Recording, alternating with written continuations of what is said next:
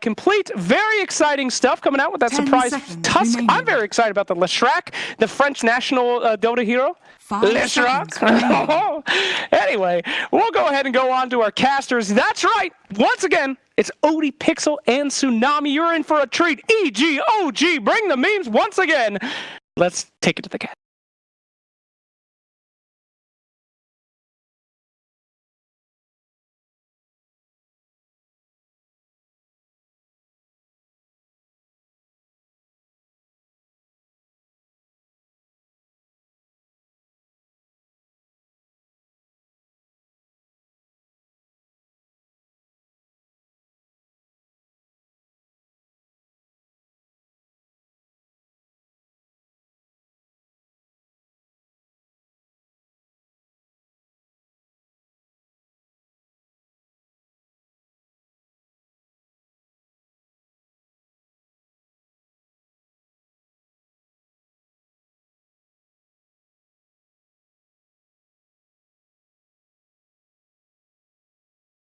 Ladies and gentlemen, Evil Geniuses against OG. The series that I'm sure the players have been waiting for, and the viewers I know certainly have as well for quite some time. The matchup that's got a lot of history, a lot of drama behind it, and we're sure to see that be shown in the battlefield. I'm Odie Pixel. I'll be joined once again by Tsunami for this one. Tsunami, we've got a couple of drafts here. We've got some PA Magnus from OG, and we've got some Leshrac, TB, Shaman, tower taking capabilities from Evil Geniuses. This relationship ended with a handshake, as we last saw, and now it's starting with a pause. But as far as I know, these teams cease to exist. Have they scrimmed? It's irrelevant to me. What I want to see is what happens in officials. And last we saw, OG came out on top in a very brilliant fashion. Now, is EG going to get their vengeance? These are the same rosters. This is not an ILTW OG. This is Ana back in the mix. And even though this is the mainstream, you guys may not have seen what had transpired previously, but OG 2-0'd Fnatic and EG 2-0'd Complexity. And so both of these sides are coming in really strong into the showdown. So it's absolutely what we want to see. Both teams showing that they're ready. They're ready for this major. They've done their homework. They've done their practice. They're here full force. And in this best of three, we'll see who can come out on top. But so looking at the drafts, anything that sort of jumps out to you, Tsunami, as this going to be potentially very strong this game? Anything that sort of worries you about either team's lineup? Yeah, much like the panel had mentioned, I find the mid Pango to be the most peculiar. This had seen a little bit of exposure earlier, but I think the 7.21D nerfs, both to his Rolling Thunder mana cost and the way that the Lucky Shot kind of stacks with itself, or rather doesn't anymore, kind of made him a little bit less popular, a little bit less a hero that doesn't necessarily need mid lane farm. But much as how the panel mentioned, this allows a hero like Tusk to be more useful. You need someone who can go from lane to lane, and OG didn't really have that. But now they have the chance for mobility, which EG can be taken very much advantage of. You know, a Terrorblade or a Leshrac, these are vulnerable heroes that could very, very easily get converted on from a Tusk rotation. But there are also these heroes, right, that you sort of see, 15 to 20 minutes into a game, if they hit these sort of first two items and start taking towers, they can be pretty hard to slow down. As the panel mentioned, the tower taking capability, the fact that if EG are sort of on a level playing ground at the mid game, it's got to be a little worrying for OG, right? Yeah, especially because the Leshrac kind of gives you a consistent tower push. Many would contend that Metamorphosis and your Shaman wards, like, those are relatively high cooldown spells, and so you cash those out in a team fight, and then maybe you won't have enough time to push a structure or something like that. But Leshrac gives you consistent tower pushing capabilities, and sometimes you don't even need to use these spells in team fight situations, which, yeah, even beyond tower taking capabilities, same thing with Roche as well. So EG will find it easier, I think, to take objectives. OG will find it easier to have lane dominance, in theory. But, theory and execution, when these two teams come together, playbook goes out the window. Absolutely. It's going to be, everybody in this matchup, they're going to be on edge. They're going to be giving it their all. You got to watch out for the tilts, as always, with these two teams. The tips, the chat well, wheels, the mind games. The mind games. It's already there. It's Even already during Are this you pause, kidding me? Are you kidding me? They're full on chat wheel. They're making sure that they can get as many of those lines out as possible. No Tail wants to die. I mean, it's just another day in the life of OG. Beautiful chat lines here from OG. I think EG for the most part being pretty much they're silent. Being quiet. They're Keep their cards close to the chest. Yes, no chat wheeling here from Evil Geniuses. Didn't work for them at TI against OG, but hey, maybe now. Maybe things are different. You know, these are still the same. Yes, it's the same old chat, but there's not those TI voice chat lines. Where's the It's only the hero ones. So maybe that lack of the Lacard Matter target may hold OG back in this rematch. Even against what's OG in their OpenAI match, they got 2-0, didn't they? They did. They did. OpenAI did certainly give them quite a show. We're seeing some beautiful riding here. Nani and a few flowers, I believe, being drawn by NoTail, showing us his artistic capabilities. What do we have here? Hopefully it's not rude and it is family friendly. That's probably some other sort of Japanese anime reference. Who's writing this? He either wrote Mayo Oracle. or it's someone's name from an. I don't watch this. Oh, Omae wa mo shinderu. Isn't that what the guy in that Overwatch game said? What? No, that's no. I don't know any of this. No, yeah, I don't know. Is that a quote from The Simpsons? No, I don't know any of these You're Japanese already animes. dead thing. Anime. Omae wa mo shinderu. Well, and then he says Nani, and then he explodes. I'm very happy for the people in the world that do enjoy this stuff, but I don't understand it, I'm afraid. And I'm sure EG, they do have some anime people as well. We'll see who's got the stronger anime power. Of course, my favorite anime is Disney. Beautiful. Of course, Western anime. I'm a Westaboo. Whatever, once again, apologies for the pause, ladies and gentlemen. We're just trying to build the teams have got to get ready. Yeah. We've had to sort of strap down NoTail, strap down Fly. You know, they're getting very animosity. We couldn't even show them on camera. We couldn't. We had to. There was too much power. We couldn't contain it. Yes. Things were being thrown around, shoulders were being bumped. We had to keep it off. We want to keep the stream family friendly, so we cannot show the violence that these two teams are having to contain before this match. But hopefully, the match will start. One can only hope. Once sort of OG have got through this routine of spamming on the map, what do we have here? A big circle, I believe. It was, that noughts and crosses. Who's winning this? Noughts and crosses. Oh my God! It's an insta win here from NoTail. Seb just got absolutely bodied in the noughts and crosses. They should let you be able to play. Here we go. Here we go. It's got NoTail up against Leshrac. Leshrac. Look legal. Oh, that's a draw. That's one of the draws. Don't you hate that when that happens? It's a flawed game. You can draw in noughts and crosses. Tic-tac-toe is solved. Oh, tic-tac-toe. Yes. That's the American. That's the American. Sorry, sorry for the international viewers. Tic-tac-toe. Hello. Jerax, he wants the game to begin. Help. Jerax needs help. I just received reports that members of EG have broken into the OG room. We got to get them out of there. We got to get them attached to their seats. How did their previous series go? I'm curious. Have a look. Well, I'll take a little peep. As we've been following, obviously, different games here on the stream, so us ourselves have not seen them. But I'm sure all you beautiful viewers have been watching them, as I would hope so, because you should have all four of the streams open. Twitch. I don't want to hear about those of you with the slow internet. You can watch in 160p. You can. You can make out some of what's going on at that sort of low resolution. But there's been a lot of games going on, and you're all Dota 2 fans. All right, so Evil Geniuses versus Complexity. Game 1, it was EG given anti-mage to Arteezy, Sumail. Oh, that's a mistake. That's a mistake. But he went 17-0. That's a bit of a monkey. You think that's questionable? How about Nagasire? I'm talking about 2012 Kyoto Young Lean Dreams. I remember the days. Arteezy Naga. Back at Mango Bay. Mango Bay. That was Arteezy. And so in those first two, well, this was in the first series. Correct. Arteezy, how many times did he died once? He died once. And that he wanted to die that time. That was it was game over. Exactly. He was like, I'll let you kill me. I don't care. So RT looking pretty flawless. They crits ready.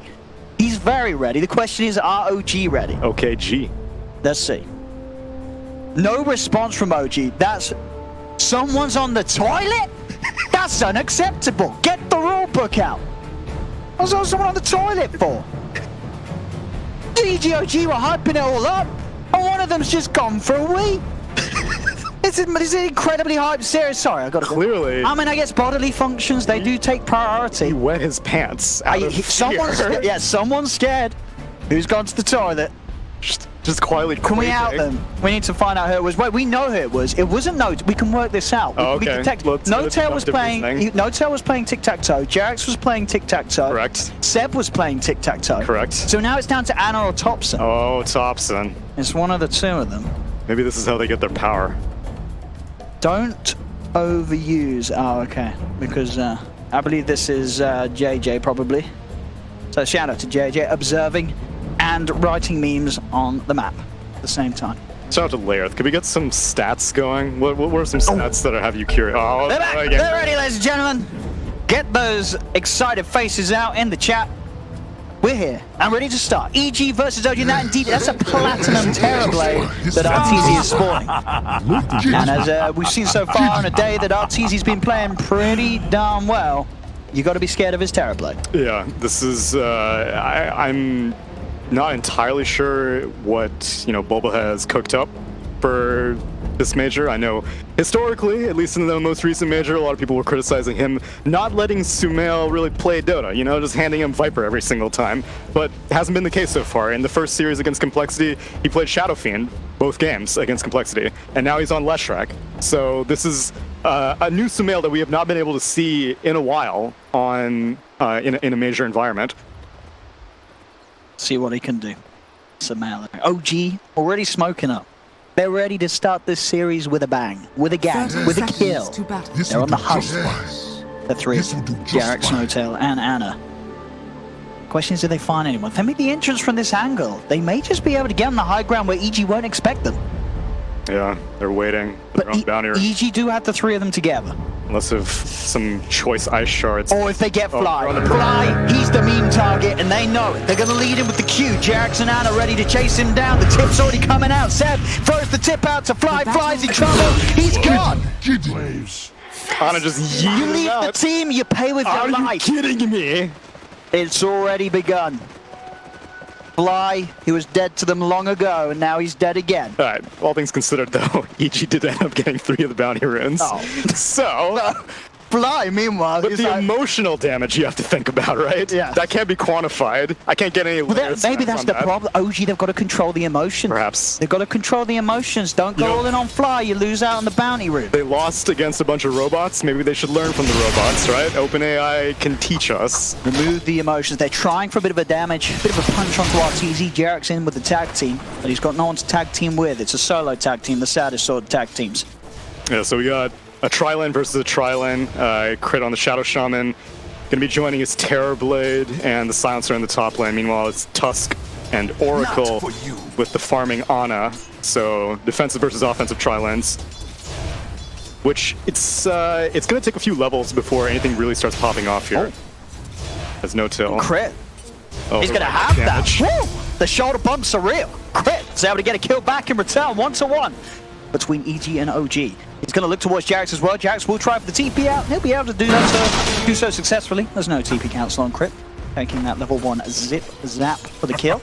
Boots Shaman, 74 right-click damage. This is not a hero that you can easily trade with in a 1v1 situation. So he's able to bully out OG's supports, but Ana's been farming fine up against Arteezy's Terrorblade, who has not yet popped the Metamorphosis. He's saving it. He's saving He's it. saving it for potential. Potential to get kills. Going to see on the side. Jump forward onto Crit. He's outnumbered. Jarex and Anna beat him down. Arteezy will now pop the Metamorphosis, but EG don't have the control to allow him to hit the hero. So that's to turn back towards the creep wave.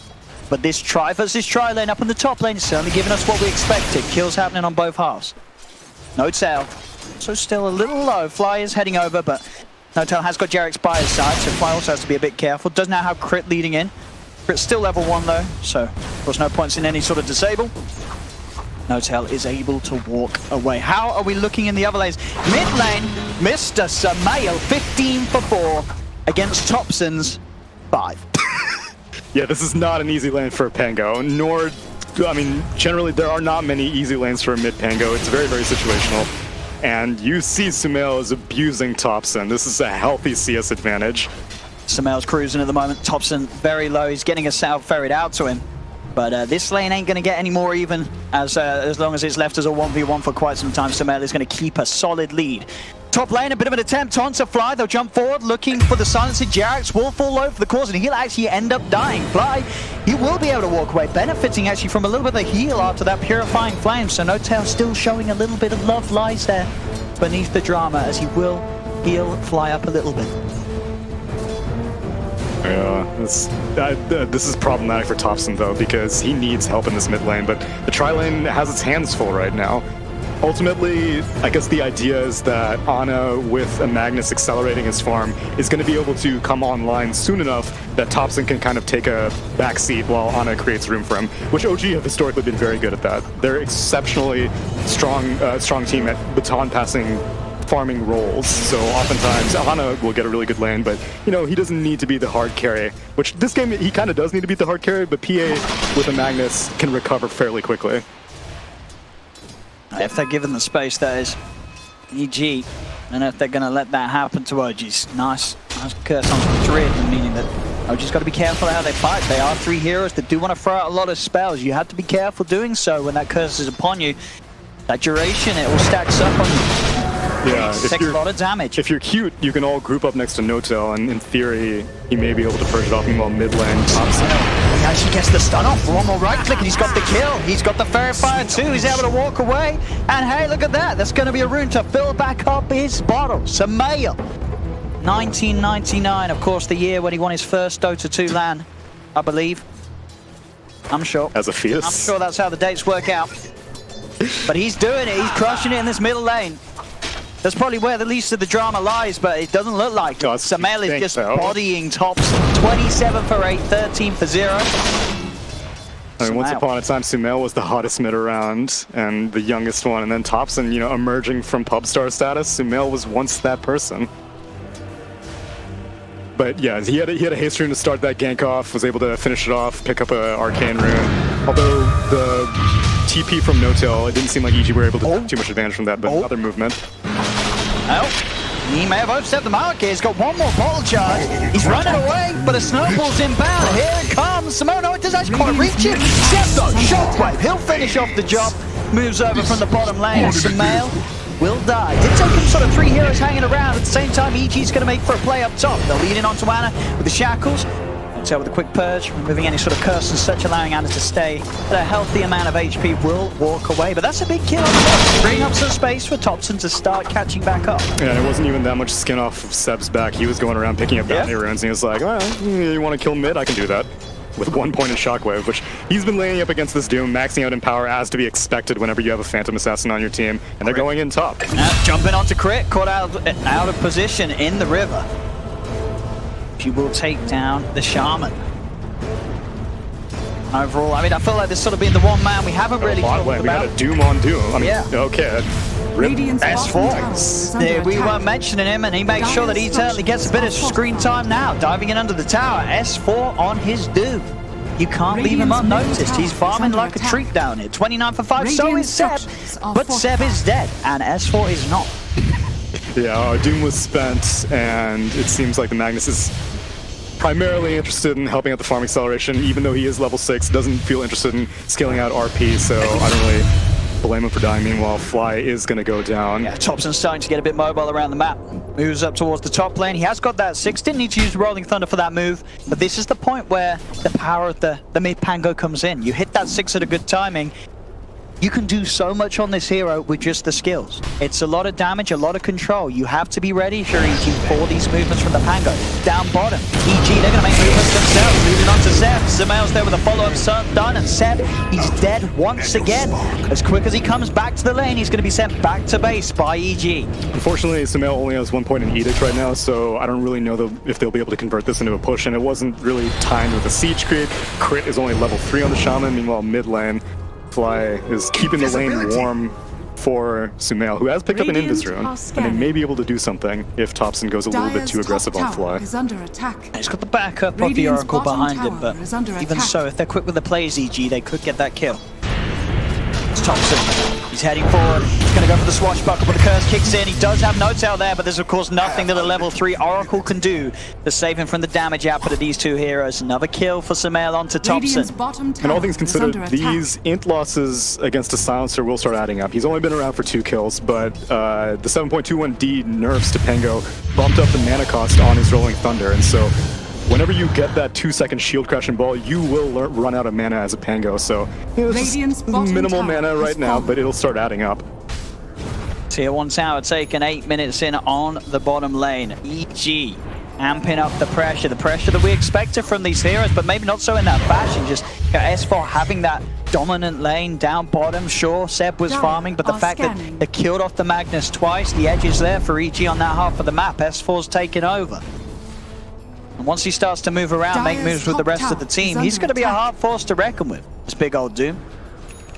Yeah, and same thing with the Leshrac. Right now, Pango is basically getting doubled in net worth by the Leshrac, so the mid lane has gone exceptionally well for Sumail. Thompson. He's rolling in. Should find Fly in. A couple of bounces with the Rolling Thunder. That will be Fly gone. See if they can go for more. Doesn't want to go towards Sumail. Has to be careful. S4's around and S4 has Doom available. Jump down as a swashbuckle over to the other side of the river. He's getting out of harm's way. Mdl on the other hand though, being controlled by Sprint and Sumail. Seb goes for the RP. Drags Sumail underneath the tower with the skewer. That's going to be Sumail's dead. Mdl, he's still alive at the moment. The Scorch-Dove won't kill him off. He pops the ferret fire. He's fine. He walks out. Big rotations and reactions from OG, but it will allow them to kill off the Leshrac. Sumail's gone, and they'll lose no one themselves. And that's absolutely worth an RP at this stage of the game. This is not a kind of Magnus who needs to really create a lot of space. His job is to make sure that his Phantom Assassin constantly has power to take care of these stacked Ancients that On is farming right now underneath the Blur. And if there's a situation to kill a core, you'd absolutely take advantage of it. So Sumail steps a little bit too far up and gets punished for it. Bottom lane Crit. Trying to soak up some XP down here. You also see RTZ moving his way over to this half of the map, feeling that it's a little safer of a place to find farm here, down on the bottom lane with the tower already taken. They're actually going to go for a kill onto the touch. There is backup by Jarek's side, but is it actually going to be here in time? There's the swashbuckle from Thompson. Sure, Jarek's is dead, but RTZ's sort of been baited into this. Is there any help that can save him out? He has got 1 charges. There's no further TBs that are available to come in for him, so RTZ is left all by himself. He's doing his best to duke out the damage being thrown out. Skewer misses. RTZ giving them the walk around. He's got a TP available. He knows there's nothing to cancel it, and RTZ is out. Back to safety, back to base. And a well played indeed. Very much warranted there by Artur. Yeah, he did not have Sunder available, so he just had to get out purely on his wits. Once the skewer went out, he knew there was nothing that could cancel it, which I'm a little bit surprised that Seb went for it, seeing as how, like, chances of RTZ being able to just walk out of that were slim. But maybe they thought, you know, I'll connect the skewer, then we'll be able to immediately finish him off. But some fancy footwork gets RTZ out of a near certain death. Amongst all the chaos, though, Ana has kept himself at that top spot. Going for the treads, double Wraith Bat into the Deso. He has that imperative reliance, so doesn't need to go for a Battle Fury. He needs to go for the damage. Has been caught out, the crit leads in, wards down, shackles are there, he's controlled. The PA Ana, no escape, gets 1 crit out. But it won't be enough to do anything in response to EG getting the catch upon him, and that's certainly the kill that EG's hunting for. As I say, the PA's the one at the top. If they can slow him down, they're going to make their game a whole lot easier, EG. Yeah, now Sumail has maxed out Edict. Unfortunately, Crit did have to spend the Serpent Wards on that, and so the objective-taking capabilities that we were hyping up of EG still have yet to really show themselves, but you know, pick off like a Phantom Assassin, you absolutely go for the Serpent Wards in that situation, and all the experience leeching that Crit has been doing in these side lanes has paid off. Radiant are scanning. See the setup around mid. Thompson and Ana. The trees. S4 the only one here, and there's going to be the ping out coming from Crit. Did ping out behind that tier 1 area, so aware that this sort of move and response would be there from OG, and he's bang on. They are hovering around the mid lane, and with that in mind, EG, they're going to look for a different angle of approach. They'll lead themselves away. Crit will move over to that more sacrificial position of soaking up the XP in the mid lane, because he knows that's the danger zone at the moment. That's where OG are going to look to make plays. If he can see himself there, pick up a few levels, RTZ can continue to hit the creeps in the jungle. EG's going to be happy with the pace that the game's at. The only thing that gives me kind of pause is the fact that, so they did spend Serpent Wards, and the other support of DG, the Fly Silencer, has global available, and they have not really tried to do anything with it. So it's possible that they're just hoping to use it for counter initiation as opposed to trying to find kills. But I think the assumption that you'll be able to outcarry OG may be it's difficult to get a read on how good a Pango can go late game, but a Phantom Assassin with a Magnus it's scary. Really fast. It's scary. There's always going to be that chance that the RNG's there, the crits come into play. Exactly, but then on the other side, you get deleted. I mean, they have faith though. Meanwhile, Topson trying to go on crit mid. It's going to be turned around on crit. Shackles, Topson was going to the side. Global Silence comes out, but he's after the Rolling Thunder cast was successful. So he's already able to start rolling himself away, Topson, and get himself out of harm's way. They look towards Notel very low. They should be able to chase him down. I don't think there's much that he can do to escape. He's got a lot of EG chasing him. The coolest way to make he wants to die. RCZ wants to take the last touch on that, get himself that extra bit of gold going on the Terrorblade. No, Fly gets the end. Certainly fine. Does. Fly stealing a little bit of Notel's brains. 8 intelligence at the moment on this silencer. Radiant's middle and no surprise there at all. Sumail with the start that he's had. An incredibly fast dual scepter timing. Yeah, this is going to make setup so easy if they just straight up doom the Magnus. In past the tower. They're ready to go for this. The crits aren't there though onto S4. And it did just pick up the Desolator before this fight, so you've got to watch out for this PA's damage output. Turning towards Sumail. Sumail getting critted down again. Turning out of the All Scepter. It's a double kill for Ana. They have lost Jarrett on the side of OG, but a fantastic bit of timing there well, we just talked about the great timing on the Yules, but the fact that Ana has this Deso this early on, 14 minutes in, you've got to be careful going for these dives. Can you really blame EG? Probably not. They didn't really know or expect that he'd have that Desolator complete at that moment, but he did, and it allows him to get those 2 quick kills, move on to the mid-tower push, and indeed, I think that's about sort of the similar fastness that the Yule Scepter was from Sumail in comparison to the average. 8 minutes and 12 faster than the average this patch. Ana and Sumail, they're both going off. Who's going to come out on top? We'll see at the moment though off the back of that fight. Ana, he's jumped massively ahead and far. 2k clearance above both RTZ and Sumail. They're into the pit. OG is being scanned out by EG. Can EG put a stop to this? Leshrac wants to do something, but he's shard It's going so out. quickly. Can't get in. They've got it. There's nothing that EG can do to get there in time. So now Ana, he's got an Aegis as well. Ana is back in true form here. And typically in this situation as a Phantom Assassin, you're like, all right, nice, we got a kill. If they didn't take Roth, then like, let me farm on my BKB. Once he has Aegis, they can start continuing to make moves. And against this Terrorblade, like if you're able to establish some vision inside the jungle and track down this Terrorblade, who is almost always going to be away from the rest of his team, then you can just cash out that Aegis for a kill. You don't need to make it a farming Aegis as a Phantom Assassin. Although it looks like Evil Geniuses wants to pressure bot lane and create an issue there. They have a lot of vision in the southern jungle. And the Pia with these timings, you look at sort of the heroes that it's up against. It's not an easy life for pretty much any of the heroes on EG. Banner pops the BKB, jumps in with the Deso. You're gonna die. Even the Terrorblade, sure, he's got a nice amount of armor. The armor doesn't matter when you're getting critted for 5,000. Yeah, the Empower just makes that X Factor so much more severe as you see Sumail. Another nice purge on the He's getting hit down pretty low, but he has that Aegis, of course. He'll be back for round 2. We'll see if Fiji want to try and continue the fight. Crit's backing away. Shard's going to be thrown out to attempt to try and catch someone. They won't do so, as EG is able to separate themselves from OG. Now, if they're able to convert this into objective because Global Silence has been spent, then OG's okay with it. Sure, like but OG has lost the Aegis then. Right, but it was, like I said, intended to be more of a combat Aegis than like a, let's make sure our Phantom Assassin stays safe kind of Aegis. You see them 5-manning constantly right now. Magnus has completed his Blink Dagger, so he's more than willing to initiate, especially now that he knows that he will basically be guaranteed to be able to get the Skewer combination after the RP now that Global's down. But unfortunately, they don't have that much vision on the side. Like I said, they really need to establish a lot of Radiant vision in the Dire jungle, which they've been kind of effective at dewarding their own jungle, but it looks like EG are returning the favor yet again, and again, clearing out whatever No-Tail has. He places another Observer Ward in the exact same spot, and now No-Tail Y gets out. Yeah, Jarrek's not quite able to make the reach there with the shards. So even if he did, EG still have been ready to turn, and in fact they are. S4, he's able to lead in immediately with the Doom. False Promise will be there, but Crit, he's able to hold back any sort of further help from No-Tail. Shackles and Disable allow him to kill off the Oracle, but No-Tail's selfless play will mean that the Pango is able to move away. Now OG, they can turn. Ana just turns, cuts down S4 in a matter of a cuttable hit. They've got the punch up onto RTZ. Thompson, he's rolling in, Roller Thunder won't connect. Ana's going to be there onto RTZ, but there's the Sunder. The turn, RTZ's still alive. Thompson's got to roll himself right out of it. Swashbuckle as well gets him away. But Ana will fall. Blight to take the kill, but RTZ to stay alive. That's really surprising that Ana went for it. I think the only situation that you think that that's a viable move is if you were able to get the lucky shot silence proc. But without that, like, that's why I think, like, Pango was just putting out a feeler. He was like, yo, if I get silence on this dude, let's go on it. He didn't get anything. He didn't even get the disarm, and Ana was like, nah, I'll get 2 lucky crits. It's all good.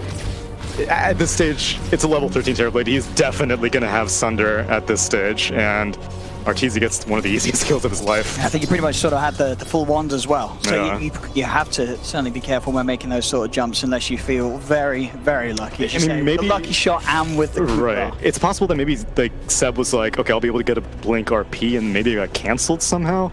That's really the only other justification that I have for that move. But yeah, Seb did not get to RP, so minor setback. G. To make a move happen. They know the crit's pushing out bottom, seemingly alone. Oh, interesting. He went for Blink Dagger instead of Aether's first on this Shadow Shaman.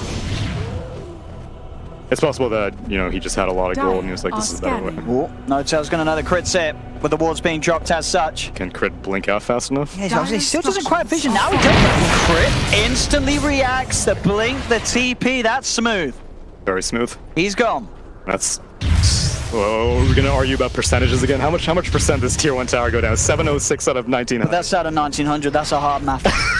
Let's round it up to 2000. Okay, 2000. Fine. But a percent. Yeah, that's not happening. No, I gotta bring out a calculator. I'm not dividing by 100. I'm doing tips at a restaurant. I ain't gotta do that. I'm not paid for that. They gotta pay me extra to do the maths. 20 minutes coming up. 11 to 12. 1k lead for EG. Definitely the close spectacle that we'd hoped for in this early stage of the game. We did see, as I say earlier, Ana start to lead ahead, but that sort of played down bottom where Ana ends up dying. Shows how volatile the game is. Arteezy, he's able to match the farm, keep the pace. He's level with Ana's PA. Yeah, and he's Terrorblade. This is always going to happen, right? You may want to slip up against the Terrorblade, especially an Arteezy Terrorblade. He's going to do so much with that time and sort of space you give him after a failed misplay. True, but a lot of times one position will be like, it's okay, my 2 will be able to like make use of this space, but Thompson is going utility, which I'm typically a fan of this build. It's just that I fear after the game goes 30 minutes and, you know, EG starts getting armor on their team, then where is the damage really coming from? There's basically no magic damage on the side of OG, and Terrorblade walks out with... He has 27 armor right now, just cruising along. He's looking for a butterfly. He's going to have evasion to mitigate even more Phantom Assassin's damage as now Pango up in top. I mean, Thompson trying to cut the way deep behind this tier 2. I mean, I feel like that's sort of a position and a play that you'd expect if you're a sort of a 4 or a 5 or maybe even a 3, but that's your mid laner. Exactly. Just dying behind the tower alone. And again, a hero who has built utility, he managed to complete the Greaves, and Greaves is not a solo item, Greaves is a team fight item. And now they find Ana in the bot lane, basically isolated. Yule's setup. Yeah, there's the follow-up stun from Sumail. Ana, he'll jump to the side. He has got that to try and move away, but he's dead. And now No-Tail, he's walked into a bit of a danger zone as well. Silence comes out, No-Tail's gone. Double kill for Sumail. S4's not done. Leads in Infernal Blade down at Leshrac. He does have the ability to snowball down to the creeps on the low ground.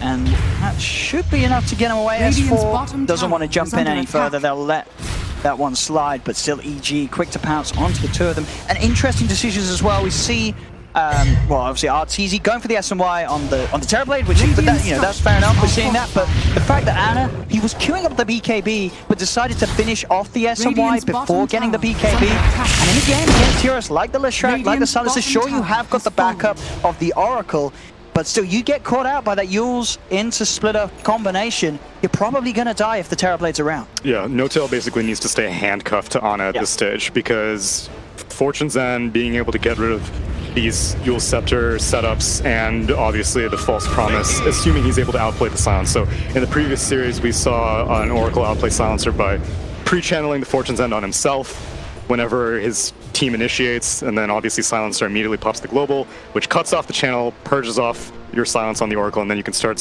false promising people. It's not as easy because OG have not really been doing that much initiation. Seb has had this Blink Dagger on Magnus for quite a while, and we have not seen a Blink RP. Maybe things will change here. They're moving up with the smoke, but it is only Crit, and Crit, he's already well out of this position, so OG won't find anyone up here for now. Base is made, Crit continuing to pick up a nice bit of farm up and down the lanes as he pushes them out. Having the Ether Lens complete on the Shaman as well. This is a lot of catch and long-range disable from the Shaman. But these sort of heroes that you're jumping in with, as I say, especially Anna's PA, who did forego getting the BKB for a little bit. He will obviously have it eventually, having the SNY first. But you have to be worried about that instant disable. And as you say, if N0tail is not prepared to make the saves, your cores are going to die on OG. Yeah, especially whenever you have this lack of vision that they have. Like, right now, OG have no wards on the map. And part of that may be a product of good counter warding, but like, that's not a good place to be. And we can see where Anna's build as well, so he's not even queuing up the BKB, he's going for the MKB, so full in trust on N0tail to make sure that he is safe to do the dirty work with the Deso and the MKB in the fights. There's not going to be a BKB in this PA now. Mid lane, they've got the catch, in they go on to Thompson. There's no backup nearby, and again, Thompson stepping pretty far forward and away from his... Anna as well, he does take the tower, but he is alone. He's going to come in.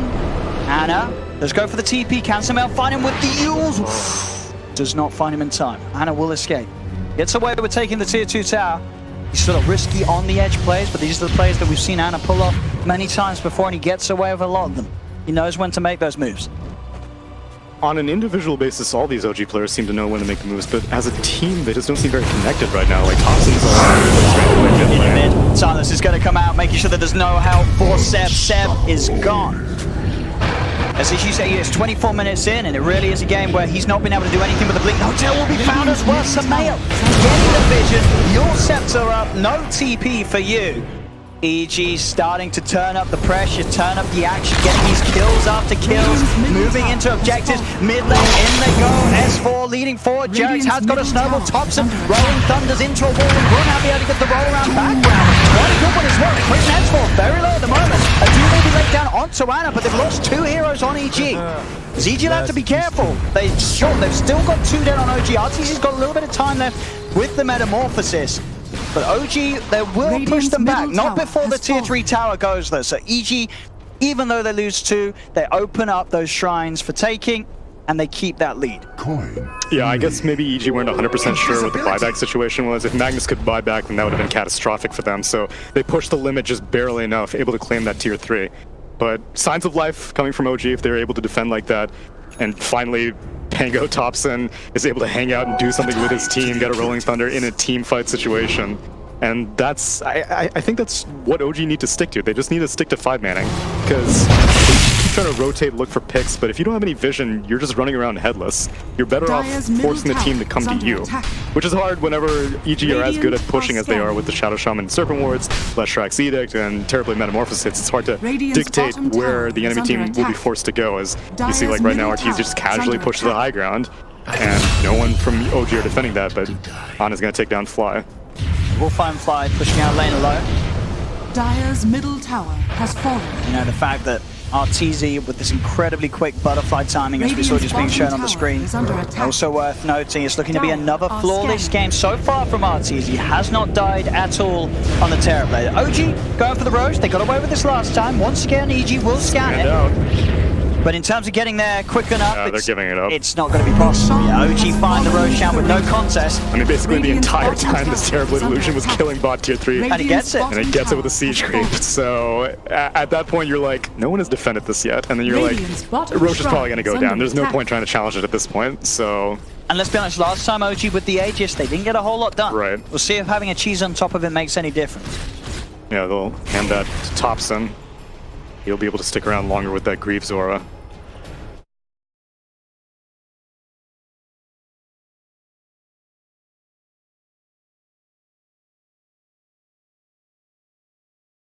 1300, he will now queue up the BKB. So if he gets this BKB damage items, it's going to be scary, because he absolutely is at a point where he will delete these heroes. You can see builds from the cores of EG responding to this. Sumail going for the Shiva's Guard, making sure he has that extra armor and protection. See how's he doing on that Shiva's Guard when at the moment on the Leshrac? I saw he had it queued up. Yeah, he's working his way. So he's about to have the Mystic Staff. Yeah, he's pretty close. Yeah. It's pretty close to having this. But that's the thing, like, Ana is getting away with this build. He is. But like I said, the armor is going to start adding up, and then who are you going to delete? Like, the Shaman has an Aether Lens and a Blink. You're going to really catch that guy? And Doom just inherently is such a tanky hero. Actually, surprisingly, did not go for the evasion on the Doom. He went for the Devour bonus gold. But, you know, he built a plate mail, so he has his own armor going on right now. The lack of damage coming out from the rest of OG, like, yes, Ana can get away with the build, but can the rest of OG get away with Ana's build? Radiant's top tower It's now is bot under lane. attack. See him bump into the Arteezy. So they go for this Arteezy. He doesn't have anyone nearby. He does have a global silence. That'll allow Arteezy to get off the Sunder, but there's the damage. There's the 1100 damage crit from Ana. Will be there. Arteezy taken down for the first time this game, and it certainly shows in the goal. A nice bonus from Thompson picked up for that. And EG's gonna have to defend this tier 3, because they will keep going. They still have Aegis on Ana, they still have Cheese on Thompson. And I don't think EG win this race. I mean, it's hard, yeah, because EG, they don't have global silence, and if Terrorblade wants to join in, Arteezy's going to have to expend a buyback. Just Sumail doing his best to save with the split push. Cashed out meta, so... How do EG slow this down? Are they able to stop this push at all? That's the question. Tier 3's gone. OG know they can stick around to take They're the racing it. Shaman dropped the wards mid. Leshrac's pushing top. They're trying their best for the split trades. We'll see how much they can get from it, EG, as OG will take the... How much can they get in return? Crit's been able to pull down the melee ranks to about half health, but now he's jumped upon. They'll take away Crit, they'll be able to take away the wards as well. Back down bottom, chases on as S4 looks towards Notel. Notel will be focused by S4 and Fly. Thompson tries for the swashbuckle, won't find the connection onto Fly. So S4, Sumail and Fly will continue to surround Notel. Rolling Thunder comes in from Thompson. It is keeping Notel safe. Thompson rolls in very deep though. Will be doomed by S4. S4 pops the drums, starts Oracle has his false promise. They can keep this Thompson Pango pretty safe, but now they'll turn. Ana and Seth, they've moved up the mid, the jumps are on, and Jarex is there on the backline's on top of Fly as well. EG have lost 3. OG keep the Rex alive, get the lanes pushed back out, get the kills, and take that bottom melee Rex. The game in net worth back to pretty much even, 18-18 at 30 minutes in, and OG, their Rex up. The moment these carry players stray from the flock and they're off on their own, things start spiraling out of control. Ana died bot a while ago, and EG were able to get a whole lot of damage done to objectives. Here, Arteezy gets caught out, and as a result, Rax goes down. And now mid lane. The mid lane. They're losing more. It's spiraling out. EG, they're going to have the full roster back up in 10, but it's not going to be before these racks are gone. OG pushing on. Ana getting away, as we say, with this high damage build, not going for the BKB and being able to get the Deso. The MKB, he hurts, not only against heroes, against structures as well. It's another tier 3 tower taken. They're going to look to fight EG. Jump in, global sign, immediately focusing down the PA. Ana's gone. That's going to be Notel out of the game as well. Notel's going to buy back TP off the side. Can he get it to help them though? Ana taking a heavy amount of damage with the glaives. Will jump down to the low ground. Thompson, he's still on the front lines. Tries for a swashbuckle onto Sumail, but he totally misses the shot. Sumail and Fly turn towards him. Arteezy, he's cleaned up Ana. They're still looking to finish off this Pango. Thompson, he might be able to get Sumail. No, the swashbuckle again. The angle's slightly off. Meanwhile, Arteezy, he's just killing force on the backline. Thompson finally shook forwards. S4 jumps in. EG, this time they'll take the fight. They'll get the kills. And Arteezy, he'll get a big else paycheck. He got a lot of money from that one. Give him another. Give him a bonus. This is his Christmas bonus right there. There we have it. Arteezy, you don't mess with the Artor Terrorblade. You kill him once, he'll make sure that he kills you again and again and again and again and again. Thompson was trying to fall on the sword there. He was like, it's okay, guys. I will take it. Arteezy did not take the bait. He very, very deftly sidestepped some Rolling Thunders. He was like, I don't need to deal with you. I'll let Leshrac deal with you. I'm going to kill the rest of your team. Proceeded to mow down the Magnus and the Phantom Assassin. Tusks end up getting caught out by a Yule's initiation. And EG are just going to return the favor now. It's EG's turn to put OG in the hot seat. Down the mid lane, they go, Surfer Ward's down, the Edict's out, they'll take the mid melee racks. Yeah, Yeah, TB did not have meta anymore, so he was just going to chill out and farm, but they take a full set of racks, which they're still objectively Radiant's down. middle barracks has fallen. They're down 2 raxes, whereas OG have only lost this 1 rax. But it's only 30 minutes into the game, even though it feels much later. These carries still have a lot of room to grow of Leshrac and Terrorblade, and hell, even like Doom, these 4 positions. Crazy game. A game where, say a minute ago, it's like, okay, OG, they're taking 2 racks. It's all golden for them, but suddenly, EG strike back. Arteezy gets back on track himself. And he's looking for a Satanic now. That'll do it. That'll do. That'll make him, good luck trying to kill him again. Sure, you may be able to end the game around him, but killing the Terrorblade won't be too easy. No, it's really only Ana who can do it. Who has completed a BKB now. Yeah. It is a 10-second BKB, so he has a solution for this Leshrac. Could be the game-ending BKB as well if they find the fight with it. But yet again, No-Tail's really going to have his work cut out for himself. Hobson, he's going to be immediately doomed upon the global silence out as well. They're onto the Mango, Thompson's out of the fight. Ana, point the BKB, he's going to try to commit onto Arteezy on the side. Crit, holding back Seb. Snowball will be there from Jack. The Sunder that brings S4 low. Sumail finds the Oracle on the backline. Thompson has fought back. Arteezy, he's still alive. Can they get him back to safety? He's backing away. The disables are there. Crit turn. They've got the lockdown onto Ana after the BKB ends. The PA is dead and gone. They're looking for more. Sumail's trying for Jax. Jax will get himself away under the cover of the invis, and Seb TP's out. Sumail's still hunting. Find anyone's little low on mana, and Jax will be able to get himself out of there. But that's 2 buybacks being used by OG, both Thompson and Ana buying back. They were not able to get themselves in a situation where they could keep the fight going in EG's base. Arteezy staying alive on very, very low health. And with no Metamorphosis spent. So he's ready to start taking some objectives if the opportunity shows itself. This is a scary time for OG. Roche has potential to respawn in 20 seconds. We'll see if EG are going to wait out for that. But, I mean, now that you have 2 buybacks off on the table, OG have to play so carefully now. They do. You got to watch out. TZ and the gang ready to go. Roche, let's see. Should be still a bit of time left on that. Well, potential respawn. Okay, so it's a late Roche. 2.5 minutes.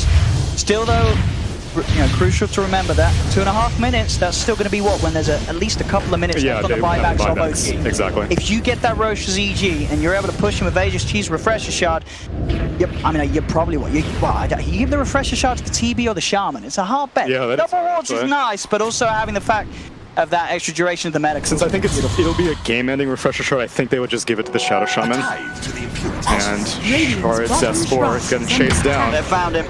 Tops is in with the Rolling Thunder. S4 surely will go down here. Ana jumps in. The Doom is dead. Has buyback.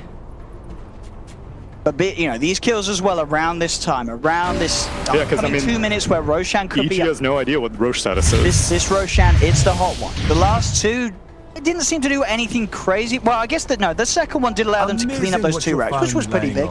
They get a third one, who knows what's going to happen. They see Ana prowling around on the map, so they're pretty positive that there's no Roche being taken right now. But the second he goes out of vision, then maybe he's lured and trying to kill one of you. But Ana's going to take down this top shrine, start planning to take care of this Roche. Although OG's top shrine has also been taken, so both teams just on a precipice right now. Slight 7k net worth advantage for EG, but that's near irrelevant at this stage. It's all about who gets the initiation. Well, which team's able to delete a member of the others before the fight fully begins. EG, Arteezy, scouting things out, sending the illusion forward, getting the info required. I mean, they know that OG's hovering around that pit. That's the point of the map that everybody's interested in. I see Ana having to defend this bot lane. Does not have Blur available, so he's just going to have to show himself. And now EG is trying to take over the southern jungle. So that shrine down bottom that EG are yet to take away. Basher. It's going to be picked up here by Ana, so that extra sort of chance of catching out the Terrorblade, catching out Arteezy. Has to be prepared to sunder maybe a little earlier than he would do before, because one bash comes in, he could be gone. Thompson causing some pressure in the top lane. That is the last racks remaining for EG, so they need to be very, very careful about not letting that get out of control. There's 2 siege creeps up there also, and so right now, which Roche is about to respawn, if OG were aware and been able to force a fight, those siege creeps may have just been able to quietly get themselves a Roche, but Sumail's going to defend it. and immediately backs off. He doesn't even stick around to finish it off. Stroke so delicate. There's no initiation from the Tusk. Jarrett's, he's going in straight. Also coming in for this as well. Has to be careful. The global science, the Hex is out to Ana. The Shackles as well. There's no save for him. Ana's dead without buyback. Gone for 110 seconds. The quick plays from the supports of EG. Crit and Fly, the global, the disable, the P8 is gone. A huge window now for EG to operate with, and they've also found Thompson. They've also found No-Tail. RTZ able to chase him down. This is 3 heroes dead on OG, none of them with buyback. Roshan has respawned. And in the mid lane as well, Seb tries to desperately force the wave away, but they're all dead. Arteezy, he knows they're not coming back in for this. He's ready to shut down the game. He's ready to move on to another. You only killed him the once this game. You, as I said, you're not killing him again, and they certainly didn't. 14-1 and 4. Arteezy hitting the tier 4s. They might as well call it now. It's game over. Nothing that Jarrett's can do to hold back a full lineup of EG. There it is. GG is called as Evil Geniuses take game 1 of this best of 3 against OG. I made some very, very peculiar initiatives, and I again, like, I don't know if that was irresponsibility or lack of communication. Like RPs this game, and I think that each